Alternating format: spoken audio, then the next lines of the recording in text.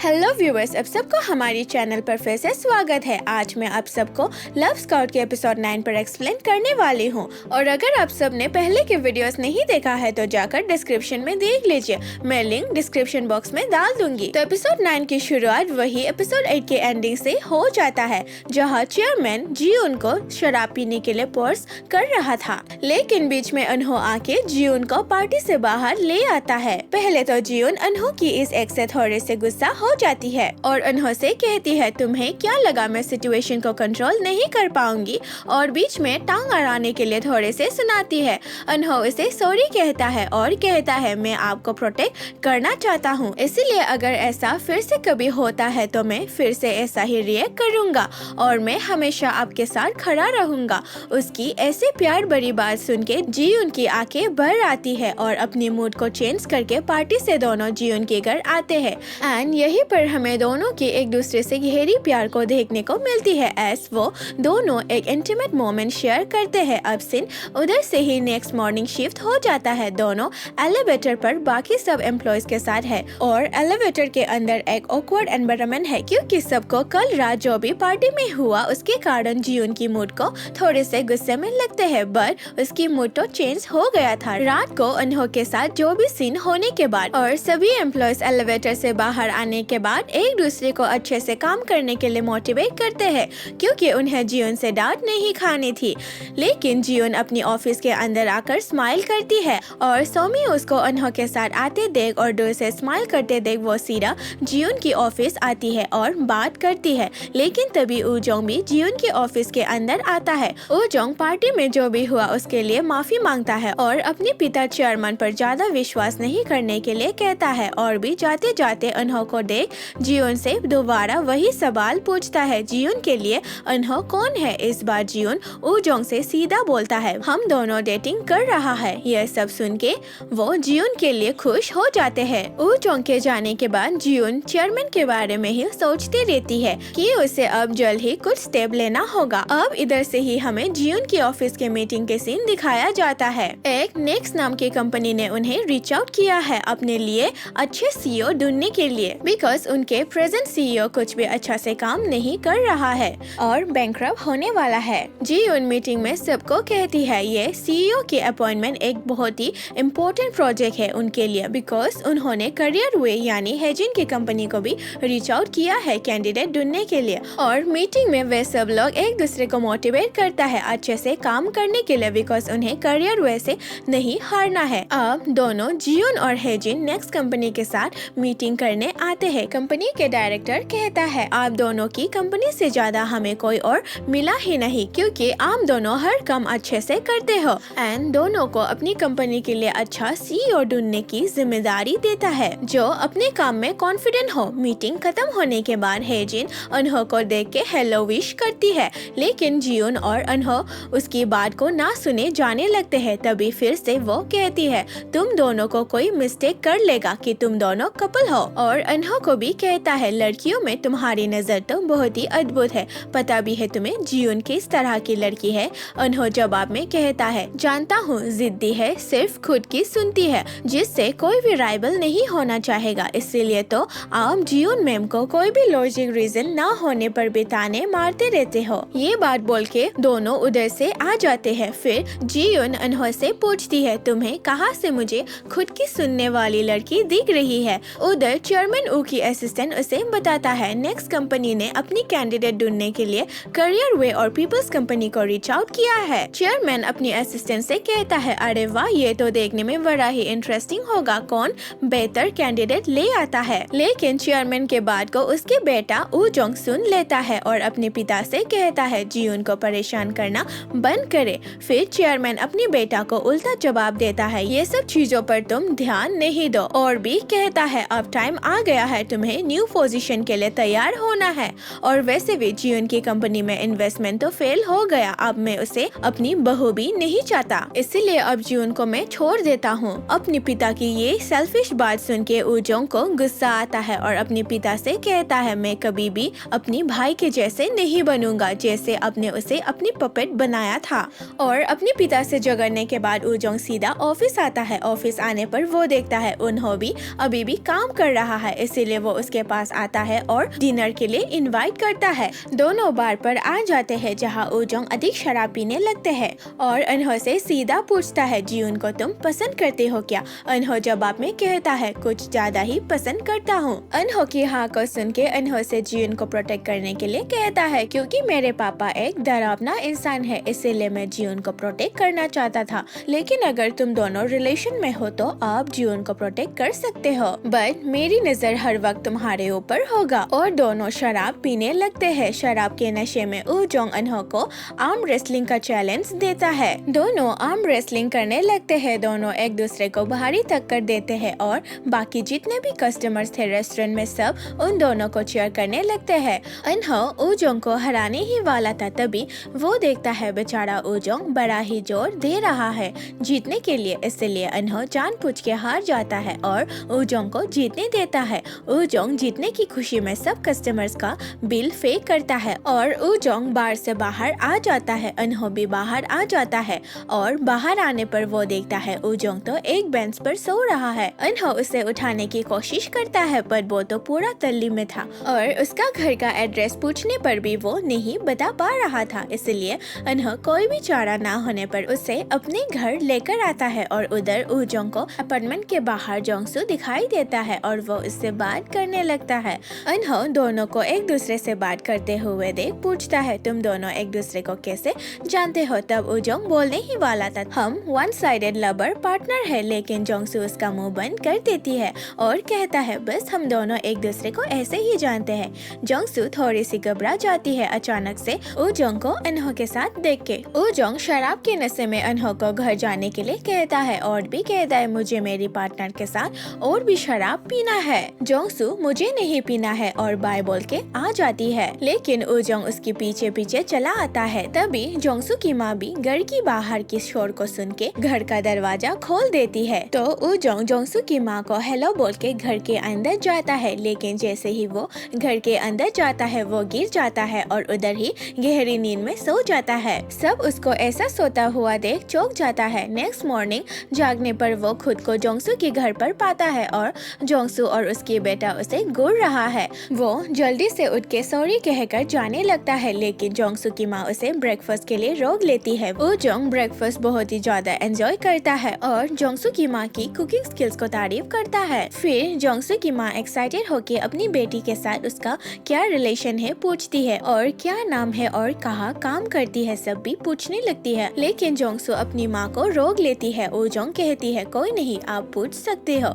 मुझे कोई प्रॉब्लम नहीं है। तब अनहो भी जोंगसू के घर आ जाता है। तभी ऊजोंग को जोंगसू की बात याद आ जाता है कि उसे अपनी क्रश को हर सुबह फेस करना पड़ता है रिजेक्शन के बाद भी, इसीलिए वो लड़का को देखने एक्साइटेड हो जाता है और दरवाजा पर देखने पर वो देखता है लड़का तो अनहो है। अब उसे श्योर हो जाता है अनहो ही जोंगसू का वन साइडेड लवर है, क्योंकि रोज सुबह दोनों एक साथ बच्चियों को स्कूल छोड़ने जाते हैं। अब सीन उधर से ही जियोन की ऑफिस शिफ्ट हो जाता है जहाँ वो लोग मीटिंग कर रहा था। मीटिंग में वे सब लोग नेक्स्ट कंपनी के सीईओ ढूंढने की बात करता है कि उन्हें एक अच्छा क्वालिफाइड सीईओ ढूंढना होगा जो कंपनी के अप्स एंड डाउन्स को अच्छे से हैंडल कर सके, क्योंकि अचानक नया सीईओ एस्टेब्लिश करना नेक्स्ट कंपनी के शेयर होल्ड्स में अप एंड डाउन क्रिएट हो सकता है। जियोन सीईओ कैंडिडेट की लिस्ट बनाने का काम ओग्योंग को देती है, पर ओग्योंग तो अपनी नाम को सुनकर चौंक जाती है बिकॉज जियोन अपनी एम्प्लॉयज के नाम को कभी भी याद नहीं रख पाती थी।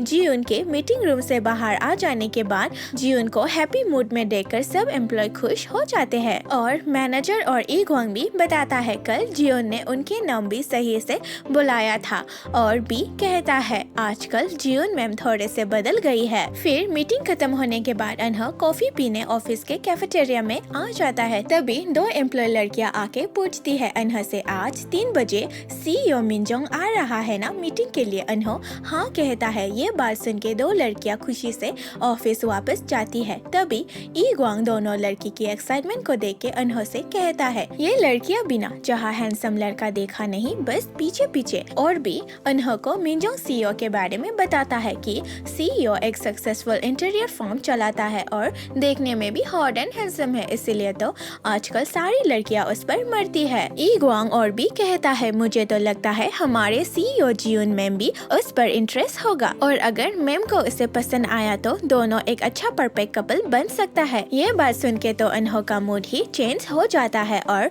उसका पूरा चेहरा ही बदल जाता है और ई ग्वांग से कहता है मुझे ये सब मजाक बिल्कुल भी पसंद नहीं, और ये बोल के वो उधर से चला आता है। फिर उधर से सीन मिंजोंग सीईओ के साथ मीटिंग पर हो जाता है। अनहो मीटिंग में जियोन को बार बार घूरता रहता है, कहीं जियोन उस पर इंटरेस्ट तो नहीं हो रहा है और जियोन के साथ चिपक कर बैठ जाता है। लेकिन अनहो की ये सब हरकत को मिंजोंग सीईओ नोटिस कर लेता है और वो हंसने लगता है। इसीलिए वो अनहो को और भी चिढ़ाने जियोन को डिनर के लिए पूछता है। अनहो जियोन की हाँ को सुन के जेलस में अपना पेंसिल भी तोड़ देता है और डिनर के लिए अनहो भी साथ जा रहा होता है, लेकिन मिंजोंग सीईओ उसे आने के लिए मना करता है और अनहो उन दोनों को एक साथ जाते हुए देख बहुत ही ज्यादा जेलस हो जाते हैं। अनहो अपने ऑफिस आवर को खत्म करने के बाद ई ग्वांग के बुक स्टोर पर आ जाता है और अपनी फोन को बार बार चेक करता रहता है कि जियोन का अभी तक कॉल क्यों नहीं आया और ई ग्वांग का बुक सब उल्टा पुल्टा रख देता है। तभी ई ग्वांग भी उसे नोटिस करता है और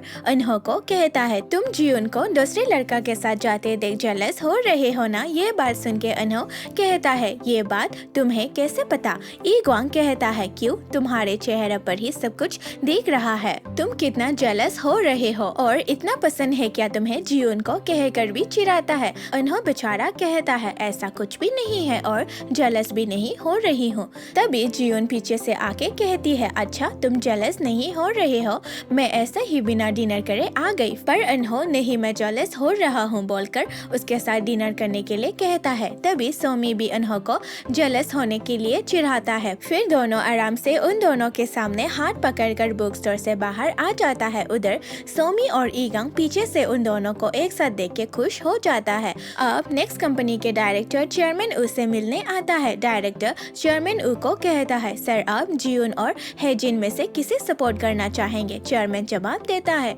दोनों में से जो भी बेस्ट हो उन्हें ले लो, वैसे भी तुम लोगों को अच्छे सीईओ चाहिए ना। हेजिन फिर नेक्स्ट कंपनी के डायरेक्टर को प्राइवेटली मिलने बुलाती है। डायरेक्टर पहले तो चिढ़ जाता है हेजिन के ऊपर क्योंकि उसे प्राइवेटली मिलना पसंद नहीं है और पूछता है मुझे क्यों प्राइवेटली मिलने बुलाया। हेजिन बोलती है मैंने कैंडिडेट चूज कर ली है, आप इस लिस्ट में से अपनी मर्जी से कैंडिडेट चूज कर सकते हो। फिर रात को हमें जियोन अपनी ऑफिस में काम करते हुए दिखाई जाती है। अनहो उसके लिए कॉफी लेकर आता है और दोनों बैल्कनी पर आराम से कॉफी पीकर बात करते हैं, जहाँ जियोन उसे अगले दिन उसके साथ डेट पर चलने के लिए कहता है। लेकिन अनहो कहता है एक्चुअली कल मेरा कुछ दूसरा प्लान है, मैं नहीं जा पाऊंगा। अब हमें नेक्स्ट डे दिखाया जाता है। अनहो रेस्टोरेंट पर एक बुरे आदमी से मिलने आता है। वो बुरा आदमी बताता है तुम्हें कांग योंगते नाम के आदमी ने बचाया था और वो एक स्कूल में टीचर था और उसकी एक बेटी भी थी। अपने पिता के मरने के बाद वो अपनी रिलेटिव्स के साथ रहने चली गई और तो मैंने सुना वो अब एक बड़े से कंपनी का सीईओ भी बन गई है। ये बात सुन के अनहो उस लड़की का कॉन्टेक्ट नंबर और कंपनी का नाम पूछता है, लेकिन वो आदमी को नहीं पता। पर वो आदमी अनहो को कांग योंगते के स्कूल पर जाकर पूछताछ करने के लिए कहता है। अनहो फिर उसी स्कूल में जाके पूछताछ करने लगता है, बट वो स्कूल के लोग इन्फॉर्मेशन देने से मना करता है और कहता है रूल के खिलाफ होगा किसी को भी किसी का इन्फॉर्मेशन देना। तभी अनहो को उसी बुरे आदमी का वापस कॉल आ जाता है और वो फोन पर बताता है मुझे याद आ गया है, लड़की पीपल्स कंपनी का सीईओ है कांग जियोन। ये बात सुन के अनहो तो पूरा शॉक हो जाता है। तभी अनहो को अपनी पास्ट मेमोरीज याद आ जाता है। उस आग लगने के दिन को अनहो अपनी स्कूल से आके लंच करके सो रहा था, तभी पूरा अपार्टमेंट में आग लग गया और उसकी हालत पूरी तरह से खराब हो चुका था धुआं के कारण। तभी जियोन के पापा उसे बचाने आ जाता है। जियोन के पापा अनहो को रेस्क्यू टीम को हैंडओवर करता है, लेकिन ठीक अनहो को रेस्क्यू टीम हैंडओवर करने के बाद फायर ब्लास्ट हो जाता है और उधर ही जियोन के पापा का मौत हो जाता है। अनहो ये सब घटना को ही सोचकर खोया हुआ था। तभी सोमी अनहो से मिलने आती है। अनहो सोमी से जियोन के पापा के बारे में पूछती है। सोमी बताती है जियोन के पापा की मौत एक बच्चे को बचाने के कारण हुआ और उस दिन के बाद जियोन अपनी रिलेटिव्स के साथ रही थी, बट उन लोगों ने जियोन को कभी अच्छे से ट्रीट नहीं किया। फिर सोमी के जाने के बाद अनहो जियोन के बारे में ही सोचते रहते हैं, क्योंकि जियोन ने उसे एक दिन फोन पर बताया था उसे अपनी पापा की नाइटमेयर्स आती रहती है। तभी जियोन का फोन फोन उसे आ जाता है, लेकिन फोन पर बॉयल बात करती है और उसे उनके साथ ज्वाइन करने के लिए बुलाती है। बॉयल फिर जियोन को बताती है मेरी पापा कुछ ज्यादा ही डरपोक इंसान है। वो कुछ चीजों से डरता है जैसे कि कीड़े मकोड़े और राइस लेने में भी डरता है। जियोन ये बात सुन के हंसने लगती है। फिर थोड़ी देर बाद अनहो आ जाता है और तीनों खूब मजे करते हैं। जियोन फिर आते वक्त अनहो से पूछता है कुछ हुआ है क्या, तुम्हारा मूड अच्छा नहीं लग रहा है। लेकिन अनहो ऐसा कुछ भी नहीं है बोल के बात को टाल देता है। तो जियोन अनहो को डरपोक आदमी कहकर चिढ़ाने लगती है और भी कहती है बॉयल से मुझे कभी कभी जेलस भी हो जाती है, उसके पास इतना अच्छा पापा है। ये बात सुन के अनहो को बुरा लगता है। अनहो घर आकर भी सोचता रहता है अब वो क्या करेगा और परेशान हो जाता है। नेक्स्ट मॉर्निंग जियोन ऑफिस आ जाती है एंड सोमी उसे पूछता है अनहो को कुछ हुआ है क्या, क्यों उसने आज लीव लिया है। जियोन ये बात सुन के अनहो को कॉल करती है क्योंकि उसे भी नहीं पता थी उन्होंने आज क्यों लीव लिया है, पर अनहो तो उसकी कॉल को रिसीव ही नहीं करता। अब शाम हो चुका है, अनहो का अभी तक कोई भी खबर नहीं है।